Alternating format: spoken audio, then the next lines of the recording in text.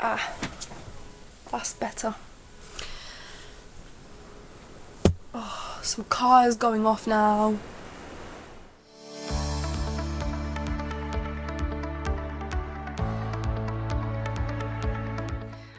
Hey everyone, and welcome to Panic and Me podcast. So today it's just me, and I'm going to be talking about anxiety within my career path. So I'm a photographer, as you may know. So in the creative side, at university, still in my third year, and I get a lot of anxiety. So before there was a lot of. When I started doing freelancing photography, I would get people involved, celebrating for photographing celebrations, photographing portraits. I've done a lot of that sort of thing, and it's because you have to capture an event, it's quite stressful because you've got to get the moment. So I've photographed weddings, engagements, things like that. Only one wedding, but yeah. So, yeah, I want to start by saying posting on social media. So I get a lot of anxiety with this. When I have to post something, I have to think about it so much. And sometimes I'm just like, I just want to get rid of all the pictures I have on social media and just shut it away. I get those moments like that because I just get so overwhelmed. I couldn't even have another Instagram page because of how just stressful it is for me. And I don't know about other people. So many people have different Instagrams and everything, and I just get stressed over one. So yeah, having to cope with the pressure as well with people keeping up, posting. There's so many rules to post, at what time, what days, how frequently, because you need to get a lot of engagement. And I'm learning a lot through this podcast as well to try and get as many people engaged as well. So not only that, but it's with my photography as well. Yeah, having content as well. Trying to think of how many posts. I do mine in like sets of 3, so they all link, but also it has to match your Instagram as well, the rest, the aesthetic. So yeah, there's a lot of pressure, and I do love photography, so I do love taking the photographs. It's just the posting bit for me. Yeah, so going on photo shoots, always feeling anxious, because I feel like I'm gonna mess up. When it's personal projects, for me, absolutely fine, because they're for me. I've got no one to impress. But when they are for other people, I got to get the right pictures.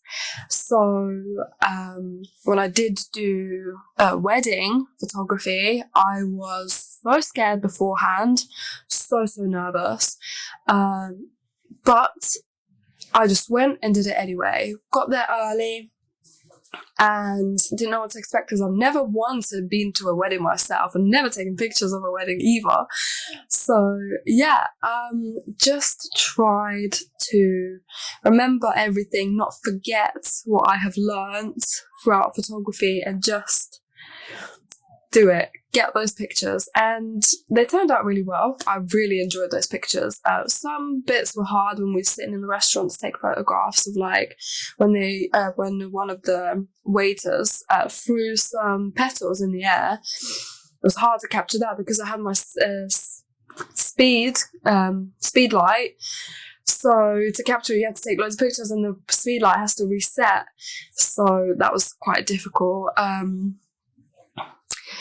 One thing that I am learning recently is that people will know no less than you. And no matter what creative subject that you do, people will know less than you. So I normally think, because I'm surrounded by so many artists at my uni, it's hard to feel like I know things because I'm surrounded by so many more people that know more.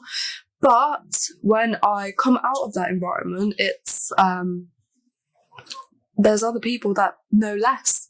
You know, that's why they're asking for photo shoots. That's why they're asking for creatives, because people will know less, and that's the kind of mindset that I want to be in. So when I do have a client's photo shoot, it's quite hard because there is a lot of pressure. For university, it's pressure, but not as much because you're not getting paid, you're just learning, you get a lot of support from lecturers.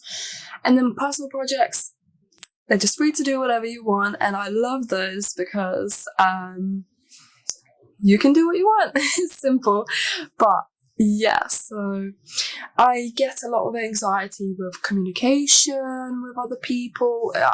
It's really interesting for me because I'm fine talking to strangers, but I'm not good talking with people that I already know. So I struggle talking to people in my course, mainly because I know them. I don't know them like 100% and really well, but like because they know me a little bit and I know them a little bit. Whereas like I remember when I did a presentation when I was at NCS, at the end of the course, we had to do a presentation, and I was absolutely fine because I don't know any of those people, and it's fine because I'll probably never ever see them again.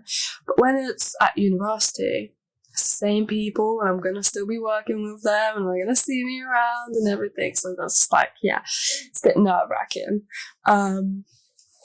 But yeah, I hope this video helps. My tips are to just do what you want to do, and remember, people know less than you do, and try, and even if you're not creative, try and get more creative because it's fun. Everyone has a bit of creativity, no matter what it is they do. Just get a little bit creative. It doesn't have to be anything major, just simple things will improve your mental health, get you out of that zone of always like thinking about whatever subject you are doing. And yeah, just have fun in whatever you guys are doing. With anxiety, it's just learning to cope and being in that mindset of people know less than me. Yes, it will be scary when I go to do a photo shoot for a client, but after that it'll be fine, and then I go home and it's like, oh, everything was good. So it's not as bad as it seems, because that's just anxiety, just plays with you, makes things, they make you think of worst case scenarios. And one thing I have also read is, okay, so you're going up on stage to do a presentation and you have a fear of tripping over. So think of that scenario and think of what your solution will be. So the solution could be, I'll just get up, laugh it off and do my presentation. Then it calms your anxiety.